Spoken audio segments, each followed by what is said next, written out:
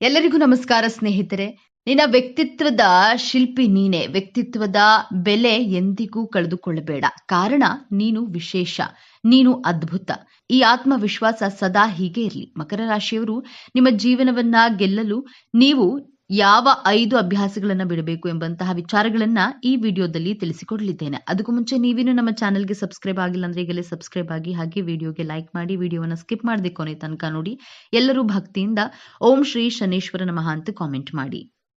ಈ ಅಭ್ಯಾಸಗಳನ್ನ ತಿದ್ದುಕೊಂಡ್ರೆ ನಿಮ್ಮ ಜೀವನದಲ್ಲಿ ಸೋಲು ಎಂಬ ಪದಕ್ಕೆ ಅವಕಾಶವೇ ಇರೋದಿಲ್ಲ. ಮಕರ ರಾಶಿಯವರು ಹುಟ್ಟಿದಾಗ್ಲೇ ಈ 5 ಅಭ್ಯಾಸಗಳನ್ನ ನಿಮ್ಮ ಜೊತೆಯಲ್ಲೇ ಹುಟ್ಟುಕೊಂಡಿರುತ್ತದೆ. ಒಂದೊಂದಾಗಿ ನೋಡೋಣ. ಮಕರ ರಾಶಿಯವರು ಬದಲಾಯಿಸಿಕೊಳ್ಬೇಕಾದಂತಹ ಮೊದಲನೆಯ ಅಭ್ಯಾಸ, ನೀವು ನಿಮ್ಮ ಜಾಬ್ ಬಗ್ಗೆ, ಬಿಸ್ನೆಸ್ ಬಗ್ಗೆ ಹಾಗೂ ನಿಮ್ಮ ಸಂಬಂಧಗಳ ಬಗ್ಗೆ ತುಂಬಾ ಇನ್ಸೆಕ್ಯೂರ್ ಆಗಿರ್ತೀರಾ. ಜಾಬ್ ಹೊರಟು ಹೋದ್ರೆ ಏನ್ ಮಾಡೋದು, ಜಾಬ್ ಅಲ್ಲಿ ಸಮಸ್ಯೆ ಬಂದ್ರೆ, ಜಾಬ್ ಸಿಗಲಿಲ್ಲ ಅಂದ್ರೆ ಎಂಬಂತಹ ಅನೇಕ ನೆಗೆಟಿವ್ ಥಾಟ್ಸ್ ಗಳು ನಿಮ್ಮ ತಲೆಯಲ್ಲಿ ಓಡ್ತಾನೆ ಇರುತ್ತೆ. ಹಾಗೂ ಸಂಬಂಧಗಳ ಬಗ್ಗೆ ಇನ್ಸೆಕ್ಯೂರ್ ಆಗಿರ್ತೀರಾ. ಓವರ್ ಥಿಂಕಿಂಗ್ ಮಾಡೋದನ್ನ ಮೊದಲು ಬಿಡಬೇಕು. ನನ್ನ ಪ್ರಯತ್ನವನ್ನ ನಾನು ಪ್ರಾಮಾಣಿಕವಾಗಿ ಮಾಡ್ತೇನೆ, ನನ್ನ ಕರ್ಮವನ್ನ ಯಾವುದೇ ನಿರೀಕ್ಷೆ ಇಲ್ಲದೆ ಮಾಡ್ತೇನೆ, ಪ್ರತಿಫಲ ದೇವರಿಗೆ ಬಿಡ್ತೇನೆ ಎಂಬಂತಹ ಮನಸ್ಥಿತಿಯನ್ನ ಬೆಳೆಸ್ಕೊಳ್ಳಿ.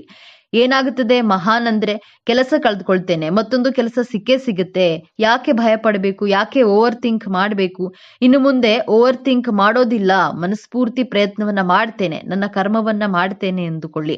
ಆಗ ನಿಮ್ಮ ಮನಸ್ಸಿನಲ್ಲಿ ಕೆಟ್ಟ ಆಲೋಚನೆಗಳು ಬರುವುದೇ ಇಲ್ಲ. ನಿಮ್ಮ ಮನಸ್ಸು ಪ್ರಶಾಂತವಾಗಿದ್ರೆ ನಿಮ್ಮ ಮಾನಸಿಕ ಆರೋಗ್ಯ ಚೆನ್ನಾಗಿರುತ್ತೆ. ಮಾನಸಿಕ ಆರೋಗ್ಯ ಚೆನ್ನಾಗಿದ್ರೆ ದೈಹಿಕವಾಗಿಯೂ ಆರೋಗ್ಯವಾಗಿ ಇದ್ದೇ ಇರ್ತೀರಾ. ನೀವು ಚೆನ್ನಾಗಿದ್ರೆ ಜೀವನದಲ್ಲಿ ದೊಡ್ಡ ದೊಡ್ಡ ಸಾಧನೆಗಳನ್ನ ಮಾಡಬಹುದು, ನಿಮ್ಮ ಜೀವನವನ್ನ ಗೆಲ್ಲಬಹುದು. ಮಕರ ರಾಶಿಯವರು ಬದಲಾಯಿಸಿಕೊಳ್ಬೇಕಾದಂತಹ ಎರಡನೆಯ ಅಭ್ಯಾಸ, ನಿಮ್ಮ ಹಣದ ವ್ಯಯ ಮಾಡೋದ್ರಲ್ಲಿ ಗಮನವಿರಲಿ.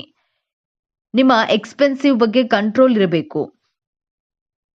32ನೇ ವರ್ಷದವರೆಗೂ ನೀವು ಹಣವನ್ನ ಚೆನ್ನಾಗಿ ಖರ್ಚು ಮಾಡ್ತೀರಾ. 32ನೇ ವರ್ಷದ ನಂತರ ನಿಮ್ಮ ಖರ್ಚುಗಳ ಬಗ್ಗೆ ಹಿಡಿತವನ್ನ ಸಾಧಿಸಲು ಕಲಿಯುತ್ತೀರಾ. ಆದ್ರೆ ಮೊದಲಿನಿಂದಲೇ ಹಣಕಾಸಿನ ಉಳಿತಾಯದ ಬಗ್ಗೆ ಗಮನ ಹರಿಸಿದ್ರೆ ನೀವು ನಿಮ್ಮ ಜೀವನವನ್ನ ಗೆದ್ದೇ ಗೆಲ್ತೀರಾ. ಮಕರ ರಾಶಿಯವರು ಬದಲಾಯಿಸಿಕೊಳ್ಬೇಕಾದಂತಹ ಮೂರನೆಯ ಅಭ್ಯಾಸ, ಜೀವನದಲ್ಲಿ ರಿಸ್ಕ್ ಅನ್ನ ತೆಗೆದುಕೊಳ್ಳಲು ಮುಂದೆ ಬರೋದಿಲ್ಲ. 90% ಮಕರ ರಾಶಿಯವರು ರಿಸ್ಕ್ ತೆಗೆದುಕೊಳ್ಳಲು ಹೆದರುಕೊಳ್ತಾರೆ.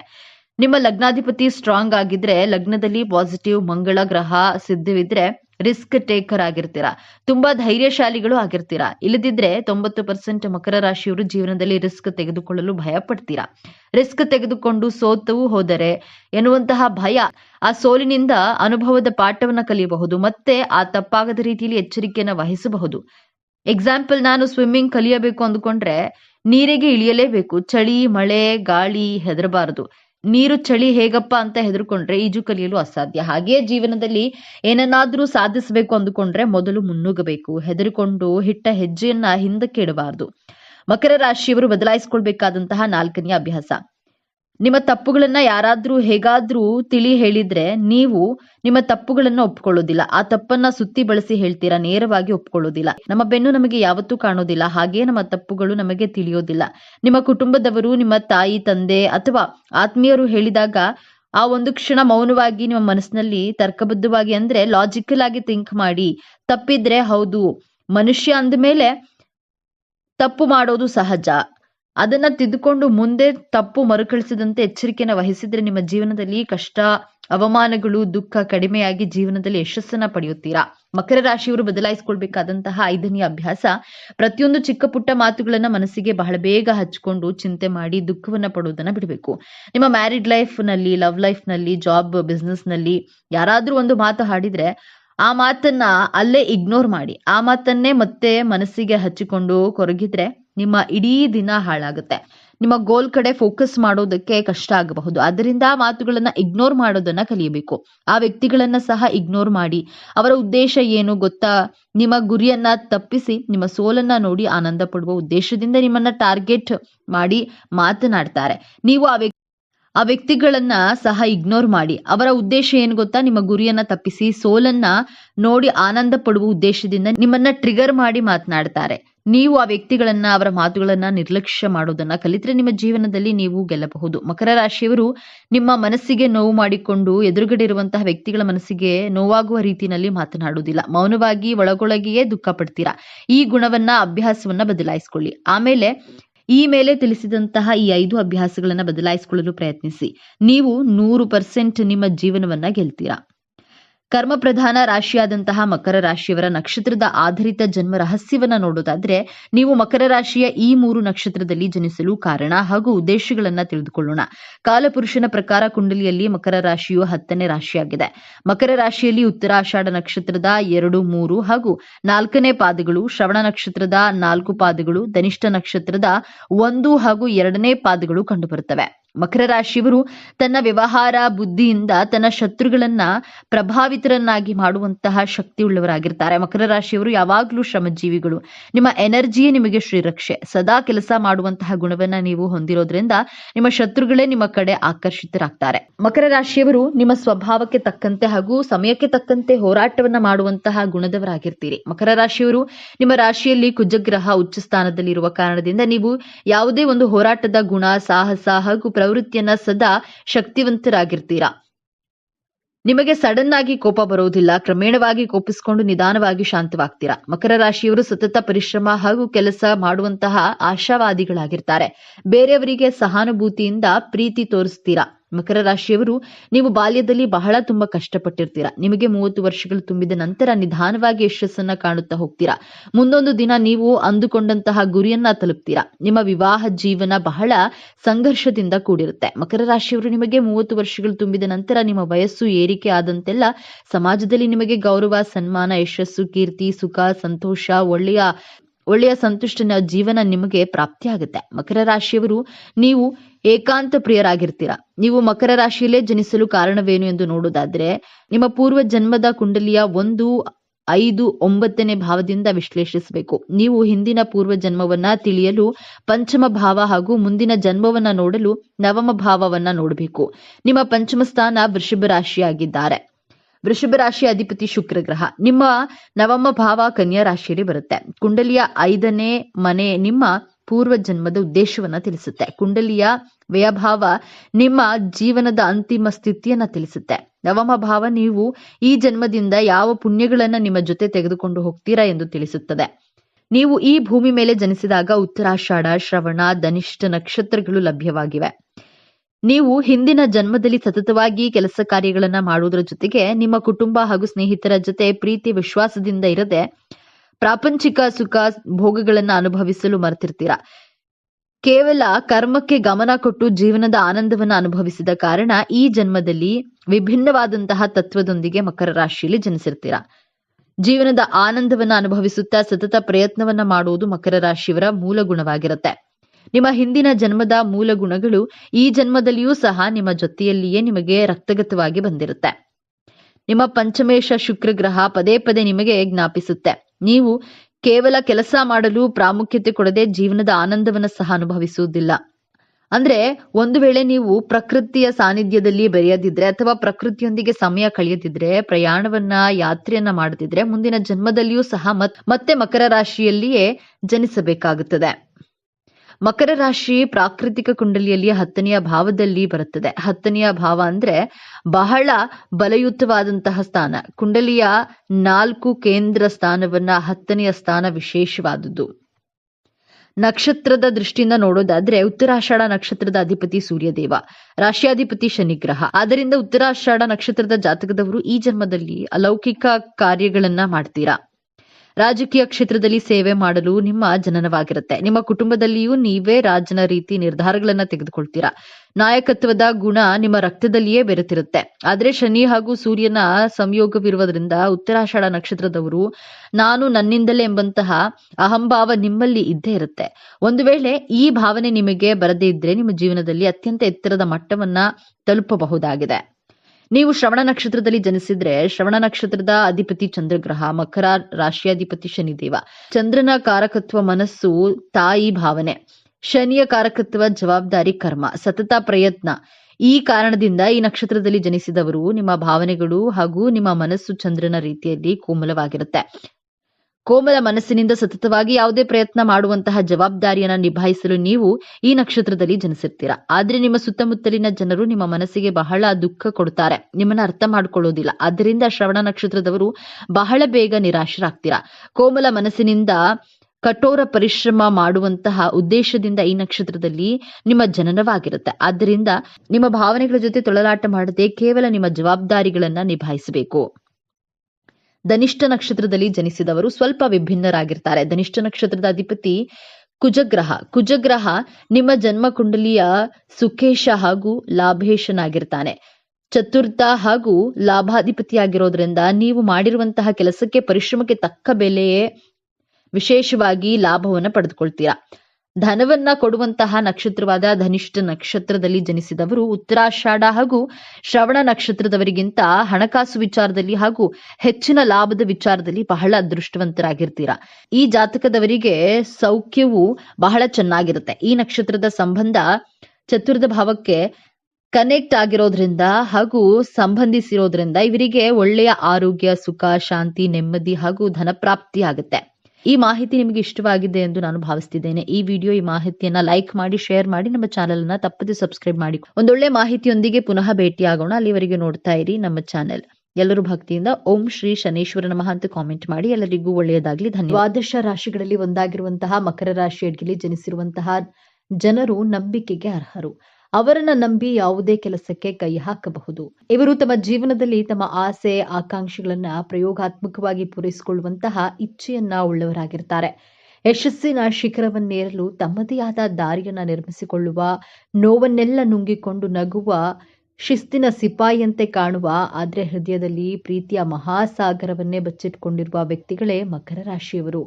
ಮಕರ ರಾಶಿಯ ಬಂಧುಗಳೇ, ನೀವು ಈಗ ನೋಡುತ್ತಿರುವ ವಿಡಿಯೋ ಆಕಸ್ಮಿಕವಾಗಿ ನಿಮ್ಮ ಮುಂದೆ ಬಂದಿಲ್ಲ. ನಿಮ್ಮ ಜೀವನದ ಅತ್ಯಂತ ನಿರ್ಣಾಯಕ ಘಟ್ಟದಲ್ಲಿ ನಿಂತಿರುವ ನಿಮಗೆ ನಿಮ್ಮ ಇಷ್ಟ ದೇವರು ಅಥವಾ ನಿಮ್ಮ ಕುಲದೇವರು ಒಂದು ಪ್ರಮುಖ ಸಂದೇಶವನ್ನು ನೀಡಲು ಬಯಸಿದ್ದಾರೆ. ನಿಮ್ಮ ಜೀವನದಲ್ಲಿ ಇದೇ ಆಗುತ್ತದೆ. ಇಷ್ಟು ದಿನ ನೀವು ಅನುಭವಿಸಿದಂತಹ ಸಹನೆ, ನೋವು ಮತ್ತು ಅಪಾರವಾದ ಶ್ರಮಕ್ಕೆ ಪ್ರತಿಫಲ ಸಿಗುವ ಸಮಯ ಬಂದಿದೆ. ನಿಮ್ಮ ಜೀವನದ ದಿಕ್ಕು ಯಶಸ್ಸಿನ ಉತ್ತುಂಗಕ್ಕೆ ಇರುತ್ತದೆಯೇ ಅಥವಾ ಮತ್ತೆ ನಿರಾಶೆಯ ಕೂಪಕ್ಕೆ ಬೀಳುತ್ತದೆಯೇ? ಈಗ ನಿಮ್ಮ ಭವಿಷ್ಯವನ್ನ ನಿರ್ಧರಿಸಲಿದೆ. ಈ ಸಮಯದಲ್ಲಿ ನಿಮಗೆ ಎದುರಾಗಲಿರುವ ದೊಡ್ಡ ಕಠಿಣ ಸವಾಲು ಯಾವುದು? ಅದರಿಂದ ನೀವು ಪಾರಾಗೋದು ಹೇಗೆ ತಿಳಿಯಲು ಈ ವಿಡಿಯೋವನ್ನ ಸಂಪೂರ್ಣವಾಗಿ ನೋಡಿ. ಯಾಕಂದ್ರೆ ಇದು ನಿಮಗಾಗಿ ಬಂದಿರುವ ದೈವಿಕ ಸಂದೇಶ. ಹಾಗೆ ಓಂ ಶನೇಶ್ವರಾಯ ನಮಃ ಎಂದು ಕಾಮೆಂಟ್ ಮಾಡಿ. ಹಾಗೆ ವಿಡಿಯೋಗೆ ಲೈಕ್ ಮಾಡಿ. ಮೊದಲಿಗೆ ಇಷ್ಟು ದಿನ ನೀವು ಕಷ್ಟಪಟ್ಟಿದ್ದು ಯಾಕೆ ಎಂದು ತಿಳಿಯೋಣ. ಕಳೆದ ಕೆಲವು ವರ್ಷಗಳಿಂದ, ವಿಶೇಷವಾಗಿ ಈ 2.5 ವರ್ಷಗಳಲ್ಲಿ ನೀವು ಅನುಭವಿಸಿದ್ದ ಯಾತನೆ ಅಷ್ಟಿಷ್ಟಲ್ಲ. ಮಕರ ರಾಶಿಯವರಾದ ನಿಮಗೆ ಶ್ರಮ ಎನ್ನುವುದು ರಕ್ತದಲ್ಲಿಯೇ ಬಂದಿದೆ. ಆದ್ರೆ ನೀವು ಪಟ್ಟಂತಹ ಶ್ರಮಕ್ಕೆ ಬೆಲೆ ಸಿಗಲಿಲ್ಲ. ರಾತ್ರಿ ಹಗಲೆನ್ನದೇ ದುಡಿದ್ರೂ ಅದರ ಕೀರ್ತಿ ಬೇರೆಯವರ ಪಾಲಾಯಿತು. ನಿಮ್ಮದಲ್ಲದ ತಪ್ಪಿಗೆ ನೀವು ಜವಾಬ್ದಾರರಾಗಬೇಕಾಯಿತು. ನಿಮ್ಮ ಕುಟುಂಬಕ್ಕಾಗಿ, ನಿಮ್ಮವರಿಗಾಗಿ ನಿಮ್ಮ ಸ್ವಂತ ಖುಷಿಯನ್ನೇ ಬಲಿ ಕೊಟ್ರಿ. ಆದರೂ ನಿಮ್ಮನ್ನ ಯಾರೂ ಅರ್ಥ ಮಾಡ್ಕೊಳ್ಳಿಲ್ಲ. ಆರ್ಥಿಕವಾಗಿ ಪ್ರತಿ ರೂಪಾಯಿಗೂ ಲೆಕ್ಕಾಚಾರ ಹಾಕಿ ಸಾಲ ಮಾಡಬಾರದು ಎಂಬ ಒಂದೇ ಕಾರಣಕ್ಕೆ ನಿಮ್ಮ ಆಸೆಗಳನ್ನೇ ಅದುಮಿಟ್ಟುಕೊಂಡು ಬದುಕಿದ್ದೀರಿ.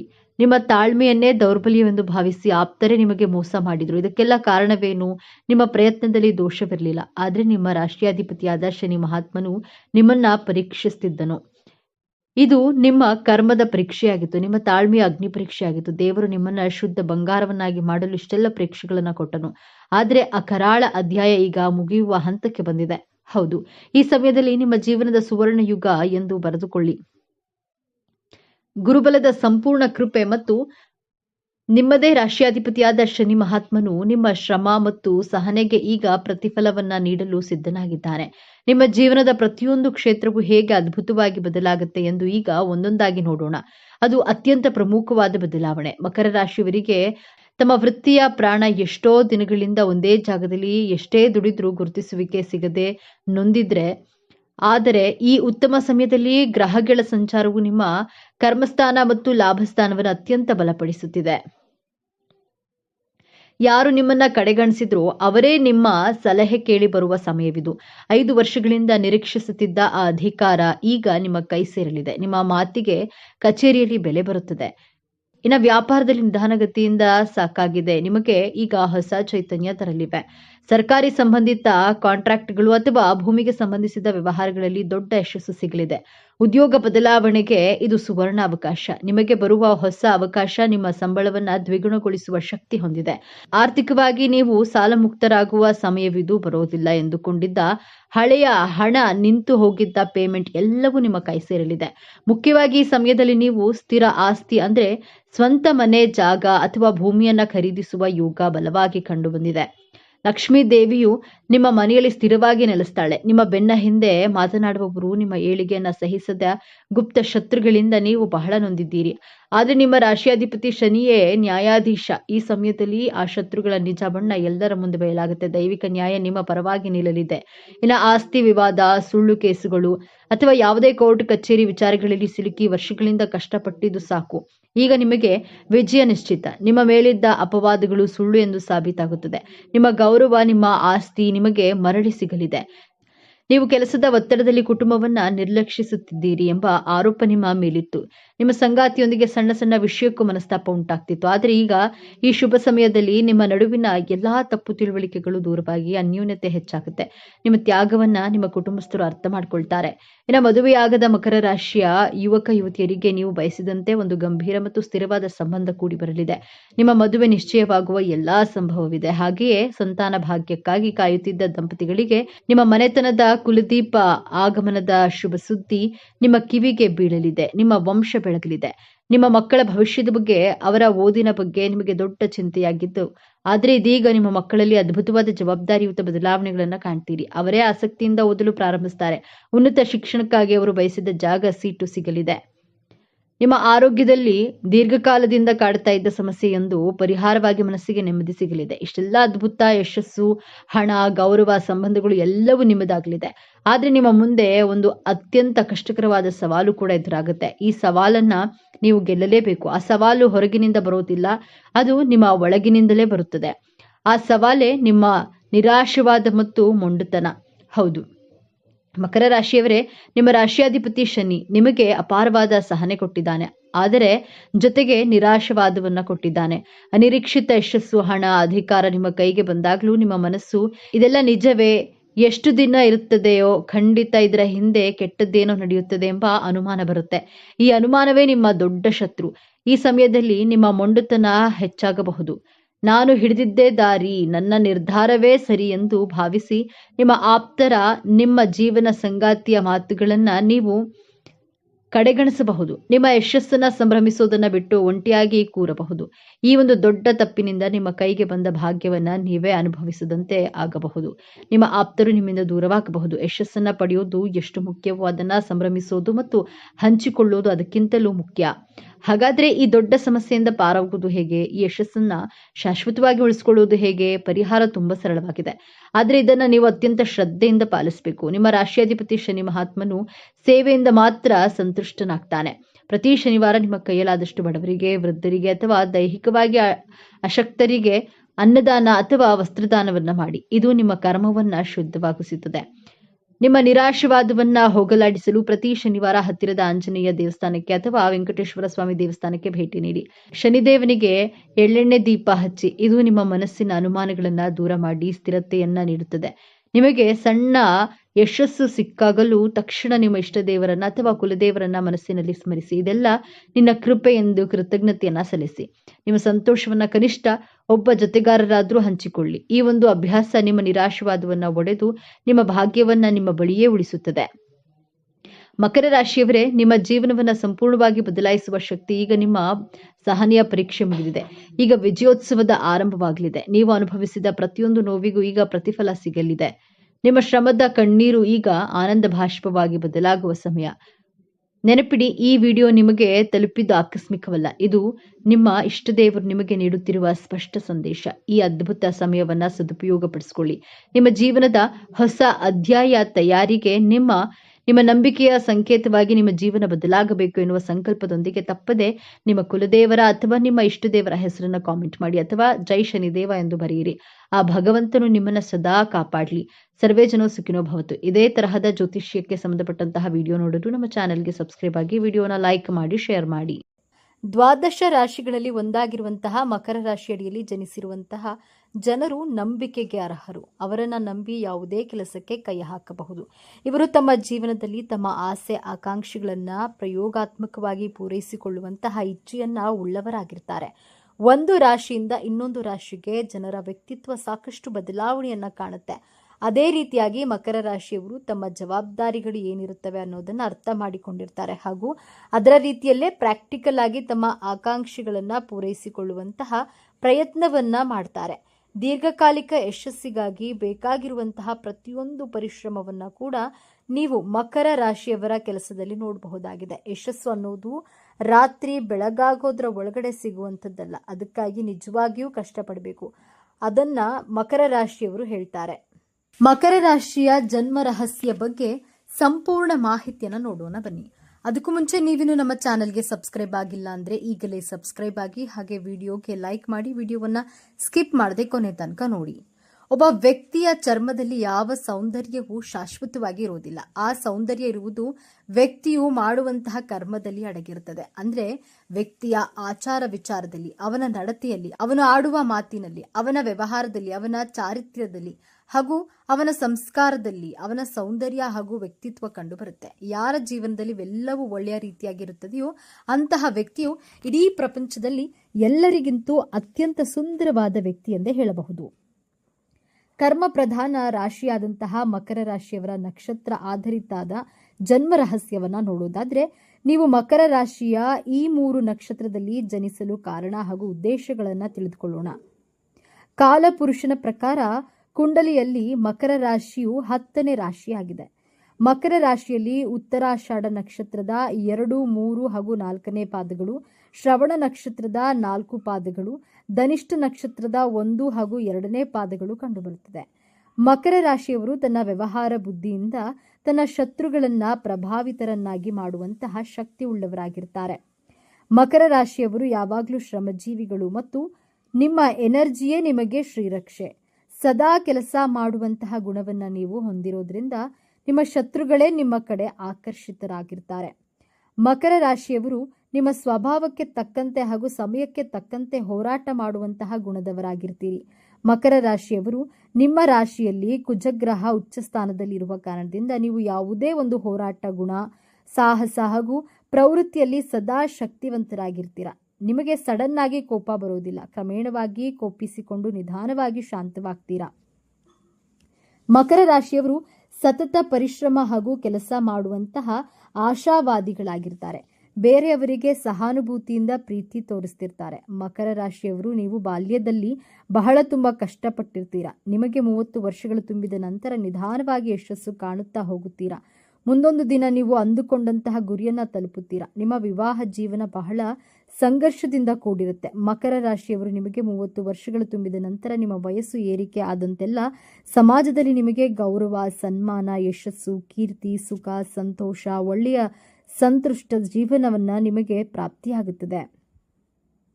ಮಕರ ರಾಶಿಯವರು ನೀವು ಏಕಾಂತ ಪ್ರಿಯರಾಗಿರ್ತೀರಿ. ನೀವು ಮಕರ ರಾಶಿಯಲ್ಲಿಯೇ ಜನಿಸಲು ಕಾರಣವೇನು ಎಂದು ನೋಡೋದಾದ್ರೆ, ನಿಮ್ಮ ಪೂರ್ವ ಜನ್ಮವನ್ನ ಕುಂಡಲಿಯ 1, 5, 9ನೇ ಭಾವದಿಂದ ವಿಶ್ಲೇಷಿಸಬೇಕು. ನಾವು ಹಿಂದಿನ ಪೂರ್ವ ಜನ್ಮವನ್ನ ತಿಳಿಯಲು ಪಂಚಮ ಭಾವ ಹಾಗೂ ಮುಂದಿನ ಜನ್ಮವನ್ನ ನೋಡಲು ನವಮ ಭಾವವನ್ನ ನೋಡಬೇಕು. ನಿಮ್ಮ ಪಂಚಮ ಸ್ಥಾನ ವೃಷಭ ರಾಶಿಯಾಗಿದ್ರೆ ವೃಷಭ ರಾಶಿ ಅಧಿಪತಿ ಶುಕ್ರ ಗ್ರಹ. ನಿಮ್ಮ ನವಮ ಭಾವ ಕನ್ಯಾ ರಾಶಿ ಬರುತ್ತದೆ. ಕುಂಡಲಿಯ 5ನೇ ಮನೆ ನಿಮ್ಮ ಪೂರ್ವ ಜನ್ಮದ ಉದ್ದೇಶವನ್ನ ತಿಳಿಸುತ್ತೆ. ಕುಂಡಲಿಯ ವ್ಯಯಭಾವ ನಿಮ್ಮ ಜೀವನದ ಅಂತಿಮ ಸ್ಥಿತಿಯನ್ನ ತಿಳಿಸುತ್ತೆ. ನವಮ ಭಾವ ನೀವು ಈ ಜನ್ಮದಿಂದ ಯಾವ ಪುಣ್ಯಗಳನ್ನ ನಿಮ್ಮ ಜೊತೆ ತೆಗೆದುಕೊಂಡು ಹೋಗ್ತೀರಾ ಎಂದು ತಿಳಿಸುತ್ತೆ. ನೀವು ಈ ಭೂಮಿ ಮೇಲೆ ಜನಿಸಿದಾಗ ಉತ್ತರಾಷಾಢ, ಶ್ರವಣ, ಧನಿಷ್ಠ ನಕ್ಷತ್ರಗಳು ಲಭ್ಯವಾಗಿವೆ.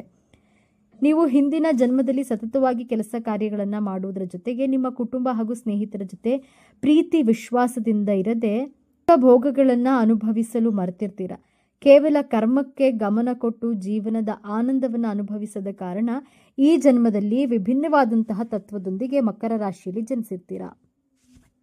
ಜೀವನದ ಆನಂದವನ್ನ ಅನುಭವಿಸುತ್ತಾ ಸತತ ಪ್ರಯತ್ನ ಮಾಡುವುದು ಮಕರ ರಾಶಿಯವರ ಮೂಲ ಗುಣವಾಗಿರುತ್ತೆ. ನಿಮ್ಮ ಹಿಂದಿನ ಜನ್ಮದ ಮೂಲ ಗುಣಗಳು ಈ ಜನ್ಮದಲ್ಲಿಯೂ ಸಹ ನಿಮ್ಮ ಜೊತೆಯಲ್ಲಿಯೇ ನಿಮಗೆ ರಕ್ತಗತವಾಗಿ ಬಂದಿರುತ್ತೆ. ನಿಮ್ಮ ಪಂಚಮೇಶ ಶುಕ್ರಗ್ರಹ ಪದೇ ಪದೇ ನಿಮಗೆ ಜ್ಞಾಪಿಸುತ್ತದೆ. ನೀವು ಕೇವಲ ಕೆಲಸ ಮಾಡಲು ಪ್ರಾಮುಖ್ಯತೆ ಕೊಡದೆ ಜೀವನದ ಆನಂದವನ್ನು ಸಹ ಅನುಭವಿಸಿರೋದಿಲ್ಲ. ಅಂದರೆ ನೀವು ಒಂದು ವೇಳೆ ಅಥವಾ ಪ್ರಕೃತಿಯೊಂದಿಗೆ ಸಮಯ ಕಳೆಯದಿದ್ದರೆ, ಪ್ರಯಾಣಗಳನ್ನು ಯಾತ್ರೆಗಳನ್ನು ಮಾಡದಿದ್ದರೆ ಮುಂದಿನ ಜನ್ಮದಲ್ಲಿಯೂ ಸಹ ಮತ್ತೆ ನೀವು ಮಕರ ರಾಶಿಯಲ್ಲಿಯೇ ಜನಿಸಬೇಕಾಗುತ್ತದೆ. ಮಕರ ರಾಶಿ ಪ್ರಕೃತಿಯ ಕುಂಡಲಿಯಲ್ಲಿ 10ನೇ ಭಾವದಲ್ಲಿ ಬರುತ್ತದೆ. 10ನೇ ಭಾವ ಅಂದರೆ ಬಹಳ ಬಲಯುತವಾದಂತಹ ಸ್ಥಾನ. ಕುಂಡಲಿಯ 4 ಕೇಂದ್ರ ಸ್ಥಾನಗಳಲ್ಲಿ 10ನೇ ಸ್ಥಾನ ವಿಶೇಷವಾದದ್ದು. ನಕ್ಷತ್ರ ದೃಷ್ಟಿಯಿಂದ ನೋಡೋದಾದರೆ ಉತ್ತರಾಷಾಢ ನಕ್ಷತ್ರದ ಅಧಿಪತಿ ಸೂರ್ಯದೇವ, ರಾಶ್ಯಾಧಿಪತಿ ಶನಿಗ್ರಹ. ಆದ್ದರಿಂದ ಉತ್ತರಾಷಾಢ ನಕ್ಷತ್ರದ ಜಾತಕದವರು ಈ ಜನ್ಮದಲ್ಲಿ ಅಲೌಕಿಕ ಕಾರ್ಯಗಳನ್ನು ಮಾಡ್ತೀರಾ. ರಾಜಕೀಯ ಕ್ಷೇತ್ರದಲ್ಲಿ ಸೇವೆ ಮಾಡಲು ನಿಮ್ಮ ಜನನವಾಗಿರುತ್ತೆ. ನಿಮ್ಮ ಕುಟುಂಬದಲ್ಲಿಯೂ ನೀವೇ ರಾಜನ ರೀತಿ ನಿರ್ಧಾರಗಳನ್ನು ತೆಗೆದುಕೊಳ್ತೀರಾ. ನಾಯಕತ್ವದ ಗುಣ ನಿಮ್ಮ ರಕ್ತದಲ್ಲಿಯೇ ಬೆರೆತಿರುತ್ತೆ. ಆದರೆ ಶನಿ ಹಾಗೂ ಸೂರ್ಯನ ಸಂಯೋಗವಿರೋದ್ರಿಂದ ಉತ್ತರಾಷಾಢ ನಕ್ಷತ್ರದವರು ನಾನು ನನ್ನಿಂದಲೇ ಎಂಬಂತಹ ಅಹಂಭಾವ ನಿಮ್ಮಲ್ಲಿ ಇದ್ದೇ ಇರುತ್ತೆ. ಒಂದು ವೇಳೆ ಈ ಭಾವನೆ ನಿಮಗೆ ಬರದೇ ಇದ್ದರೆ ನಿಮ್ಮ ಜೀವನದಲ್ಲಿ ಅತ್ಯಂತ ಎತ್ತರದ ಮಟ್ಟದಲ್ಲಿ ಬೆಳೆದು ಯಶಸ್ವಿ ಆಗ್ತೀರಾ. ನೀವು ಶ್ರವಣ ನಕ್ಷತ್ರದಲ್ಲಿ ಜನಿಸಿದ್ರೆ ಶ್ರವಣ ನಕ್ಷತ್ರದ ಅಧಿಪತಿ ಚಂದ್ರಗ್ರಹ, ಮಕರ ರಾಶಿಯಾಧಿಪತಿ ಶನಿದೇವ. ಚಂದ್ರನ ಕಾರಕತ್ವ ಮನಸ್ಸು, ತಾಯಿ ಭಾವನೆ. ಶನಿಯ ಕಾರಕತ್ವ ಜವಾಬ್ದಾರಿ, ಕರ್ಮ, ಸತತ ಪ್ರಯತ್ನ. ಈ ಕಾರಣದಿಂದ ಈ ನಕ್ಷತ್ರದಲ್ಲಿ ಜನಿಸಿದವರು ನಿಮ್ಮ ಭಾವನೆಗಳು ಹಾಗೂ ನಿಮ್ಮ ಮನಸ್ಸು ಚಂದ್ರನ ರೀತಿಯಲ್ಲಿ ಕೋಮಲವಾಗಿರುತ್ತದೆ. ಕೋಮಲ ಮನಸ್ಸಿನಿಂದ ಸತತವಾಗಿ ಯಾವುದೇ ಪ್ರಯತ್ನ ಮಾಡುವಂತಹ ಜವಾಬ್ದಾರಿಯನ್ನು ನಿಭಾಯಿಸಲು ನೀವು ಈ ನಕ್ಷತ್ರದಲ್ಲಿ ಜನಿಸಿರ್ತೀರಾ. ಆದರೆ ನಿಮ್ಮ ಸುತ್ತಮುತ್ತಲಿನ ಜನರು ನಿಮ್ಮ ಮನಸ್ಸಿಗೆ ಬಹಳ ದುಃಖವನ್ನು ಕೊಡ್ತಾರೆ, ನಿಮ್ಮನ್ನು ಅರ್ಥ ಮಾಡಿಕೊಳ್ಳುವುದಿಲ್ಲ. ಆದ್ದರಿಂದ ಶ್ರವಣ ನಕ್ಷತ್ರದವರು ಬಹಳ ಬೇಗ ನಿರಾಶೆಯಾಗ್ತೀರಾ. ಕೋಮಲ ಮನಸ್ಸಿನಿಂದ ಕಠೋರ ಪರಿಶ್ರಮ ಮಾಡುವಂತಹ ಉದ್ದೇಶದಿಂದ ಈ ನಕ್ಷತ್ರದಲ್ಲಿ ನಿಮ್ಮ ಜನನವಾಗಿರುತ್ತೆ. ಆದ್ದರಿಂದ ನಿಮ್ಮ ಭಾವನೆಗಳ ಜೊತೆ ತೊಳಲಾಟ ಮಾಡದೆ ಕೇವಲ ನಿಮ್ಮ ಜವಾಬ್ದಾರಿಗಳನ್ನು ನಿಭಾಯಿಸ್ತೀರಾ. ಧನಿಷ್ಠ ನಕ್ಷತ್ರದಲ್ಲಿ ಜನಿಸಿದವರು ಸ್ವಲ್ಪ ವಿಭಿನ್ನವಾಗಿರ್ತಾರೆ. ಧನಿಷ್ಠ ನಕ್ಷತ್ರದ ಅಧಿಪತಿ ಕುಜಗ್ರಹ. ಕುಜಗ್ರಹ ನಿಮ್ಮ ಜನ್ಮ ಕುಂಡಲಿಯ ಸುಕೇಶ ಹಾಗೂ ಲಾಭೇಶನಾಗಿರ್ತಾನೆ. ಚತುರ್ಥ ಹಾಗೂ ಲಾಭಾಧಿಪತಿಯಾಗಿರೋದ್ರಿಂದ ನೀವು ಮಾಡಿರುವಂತಹ ಕೆಲಸಕ್ಕೆ, ಪರಿಶ್ರಮಕ್ಕೆ ತಕ್ಕ ಬೆಲೆ ಹಾಗೆಯೇ ವಿಶೇಷ ಲಾಭವನ್ನು ಪಡೆದುಕೊಳ್ತೀರಾ. ಧನವನ್ನು ಕೊಡುವಂತಹ ನಕ್ಷತ್ರವಾದ ಧನಿಷ್ಠ ನಕ್ಷತ್ರದಲ್ಲಿ ಜನಿಸಿದವರು ಉತ್ತರಾಷಾಢ ಹಾಗೂ ಶ್ರವಣ ನಕ್ಷತ್ರದವರಿಗಿಂತ ಹಣಕಾಸು ವಿಚಾರದಲ್ಲಿ ಹಾಗೂ ಹೆಚ್ಚಿನ ಲಾಭದ ವಿಚಾರದಲ್ಲಿ ಬಹಳ ಅದೃಷ್ಟವಂತರಾಗಿರ್ತೀರಾ. ಈ ಜಾತಕದವರಿಗೆ ಸೌಖ್ಯವು ಬಹಳ ಚೆನ್ನಾಗಿರುತ್ತದೆ. ಈ ನಕ್ಷತ್ರದ ಸಂಬಂಧ ಚತುರ್ಭಾವಕ್ಕೆ ಕನೆಕ್ಟ್ ಆಗಿರೋದ್ರಿಂದ ಹಾಗೂ ಸಂಬಂಧಿಸಿರೋದ್ರಿಂದ ಇವರಿಗೆ ಒಳ್ಳೆಯ ಆರೋಗ್ಯ, ಸುಖ, ಶಾಂತಿ, ನೆಮ್ಮದಿ ಹಾಗೂ ಧನಪ್ರಾಪ್ತಿಯಾಗುತ್ತದೆ. ಮಕರ ರಾಶಿಯವರಿಗೆ ನಿಮ್ಮ ಜೊತೆ ಇರುವವರೇ, ನಿಮ್ಮ ಸುತ್ತಮುತ್ತಲಿನವರೇ ನಿಮಗೆ ಅವಮಾನ ಮಾಡ್ತಾರೆ. ಅವಮಾನ ಮಾಡುವವರು, ಕಾಲೆಳೆಯುವವರು ಪಕ್ಕದಲ್ಲಿ ಇದ್ದಾಗಲೇ ನಾವು ಬೆಳೆಯಲು ಹಾಗೂ ಮುಂದೆ ಹೋಗಲು ಪ್ರೋತ್ಸಾಹ, ಸ್ಫೂರ್ತಿ, ಹುಮ್ಮಸ್ಸು ಸಿಗಲು ಸಾಧ್ಯವಾಗುತ್ತೆ. ನಿಮ್ಮ ಜೀವನದ ಯಶಸ್ಸಿಗೆ ಮುಖ್ಯವಾದ ಕಾರಣರಾದವರು ಅಂದರೆ ನಿಮ್ಮ ಶತ್ರುಗಳೇ. ಆದ್ದರಿಂದ ಶತ್ರುಗಳು ಅವಮಾನ ಮಾಡಿದ್ರು, ಹೀಯಾಳಿಸಿದ್ರು ಅವರ ಕಡೆ ಹೆಚ್ಚು ಗಮನ ಕೊಡದೆ, ಕಿವಿಗೊಡದೆ ನಿಮ್ಮ ಗುರಿ ಹಾಗೂ ನಿಮ್ಮ ಉದ್ದೇಶದ ಕಡೆ ಸತತವಾಗಿ ಪ್ರಯತ್ನ ಮಾಡಿದರೆ ಜಯ ನಿಮ್ಮದೇ ಆಗಿರುತ್ತೆ. ಒಟ್ಟಾರೆಯಾಗಿ ಹೇಳೋದಾದರೆ ಮಕರ ರಾಶಿಯವರೇ ಸರಿಸಾಟಿ. ಇವರ ಸತತ ಪರಿಶ್ರಮದಿಂದ ಇವರು ಒಳ್ಳೆಯ ಧನಲಾಭವನ್ನು ಪಡೆದು ಕುಬೇರರಾಗ್ತಾರೆ, ಅಂದರೆ ಕೋಟ್ಯಾಧಿಪತಿಗಳಾಗ್ತಾರೆ. ತಾಳ್ಮೆಯ ವಿಚಾರದಲ್ಲಿ ಇವರನ್ನ ಯಾರಿಂದಲೂ ಮೀರಿಸಲು ಸಾಧ್ಯವಿಲ್ಲ. ತಾಳ್ಮೆ ಹಾಗೂ ಪರಿಶ್ರಮವೇ ಇವರ ಯಶಸ್ಸಿನ ಗುಟ್ಟು. ಮಕರ ರಾಶಿಯವರು ಚಿಕ್ಕ ವಯಸ್ಸಿನಲ್ಲಿಯೇ ಎಲ್ಲಾ ರೀತಿಯ ಕಷ್ಟಗಳನ್ನು ನೋಡಿರೋದ್ರಿಂದ 30 ವರ್ಷಗಳ ನಂತರ ಜೀವನದಲ್ಲಿ ಎಲ್ಲಾ ರೀತಿಯ ಐಷಾರಾಮಿಯ ಜೀವನ ನಡೆಸ್ತಾರೆ. ಇವರ ಒಳ್ಳೆಯ ಗುಣದಿಂದಾಗಿ ಈ ಜನನ ಹಾಗೂ ಮರಣ ಎಂಬಂತಹ ಚಕ್ರದಿಂದ ನೀವು ಮುಕ್ತಿಯನ್ನ ಪಡೆಯಬಹುದು. ಮಕರ ರಾಶಿಯವರ ವೀಕ್ನೆಸ್, ಅವರ ಬಳಿ ಎಷ್ಟೇ ಪಾಸಿಟಿವ್ ವಿಚಾರಗಳಿದ್ರೂ ಕೂಡ ಅವರು ನೆಗೆಟಿವ್ ಮಾಹಿತಿಗಳನ್ನು ಕೂಡ ನೀವು ತಿಳಿದುಕೊಳ್ಳಬೇಕಾಗಿರುವುದು ಪ್ರಮುಖವಾಗಿರುತ್ತೆ. ಕೆಲಸ ಅನ್ನೋದು ಖಂಡಿತವಾಗಿಯೂ ಪ್ರತಿಯೊಬ್ಬರಲ್ಲಿಯೂ ಕೂಡ ತಮ್ಮ ಜೀವನದಲ್ಲಿ ಅಂದುಕೊಂಡಿರುವಂತಹ ಗುರಿಯನ್ನು ಸಾಧಿಸೋದಕ್ಕೆ ಒಂದು ಸ್ಫೂರ್ತಿ ಆಗಿರುತ್ತೆ, ನಿಜ. ಆದರೆ ಪ್ರತಿ ಬಾರಿ ಕೂಡ ತಮ್ಮ ವೈಯಕ್ತಿಕ ಜೀವನವನ್ನು ಕೂಡ ಕಡೆಗಣಿಸಿ ಕೆಲಸಕ್ಕೆ ಹೆಚ್ಚು ಪ್ರಾತಿನಿಧ್ಯವನ್ನು ನೀಡಿದರೆ ಆ ಸಂದರ್ಭದಲ್ಲಿ ಜನರ ಜೊತೆಗಿರುವಂತಹ ಸಂಬಂಧ ಹಾಳಾಗುತ್ತೆ. ಹೀಗಾಗಿ ಆದಷ್ಟು ಕೆಲಸ ಹಾಗೂ ವೈಯಕ್ತಿಕ ಜೀವನ ಎರಡನ್ನೂ ಕೂಡ ಸಮ ರೀತಿಯಲ್ಲಿ ಸಮತೋಲಿಸುವುದು ಕೆಲಸಗಳನ್ನು ಮಾಡಬೇಕಾಗುತ್ತದೆ. ನೀವು ಮಕರ ರಾಶಿಯವರಾಗಿದ್ದಲ್ಲಿ ನಿಮ್ಮ ಜೀವನದಲ್ಲಿ ಈ ರೀತಿಯಾಗಿ ನಡೆದಿದ್ದಲ್ಲಿ ನಿಮ್ಮ ಅನಿಸಿಕೆ ಅಭಿಪ್ರಾಯಗಳನ್ನು ಹಂಚಿಕೊಳ್ಳಬಹುದು. ಈ ಮಾಹಿತಿ ನಿಮಗೆ ಇಷ್ಟವಾಗಿದೆ ಎಂದು ನಾನು ಭಾವಿಸ್ತೇನೆ. ಈ ವಿಡಿಯೋ ಮಾಹಿತಿಯನ್ನು ಲೈಕ್ ಮಾಡಿ, ಶೇರ್ ಮಾಡಿ, ನಮ್ಮ ಚಾನಲನ್ನು ತಪ್ಪದೆ ಸಬ್ಸ್ಕ್ರೈಬ್ ಮಾಡಿಕೊಳ್ಳಿ. ಒಂದೊಳ್ಳೆ ಮಾಹಿತಿಯೊಂದಿಗೆ ಪುನಃ ಭೇಟಿಯಾಗೋಣ. ಅಲ್ಲಿವರೆಗೂ ನೋಡ್ತಾ ಇರಿ ನಮ್ಮ ಚಾನಲ್. ಎಲ್ಲರೂ ಭಕ್ತಿಯಿಂದ ಓಂ ಶ್ರೀ ಶನೈಶ್ವರ ನಮಃ ಅಂತ ಕಾಮೆಂಟ್ ಮಾಡಿ.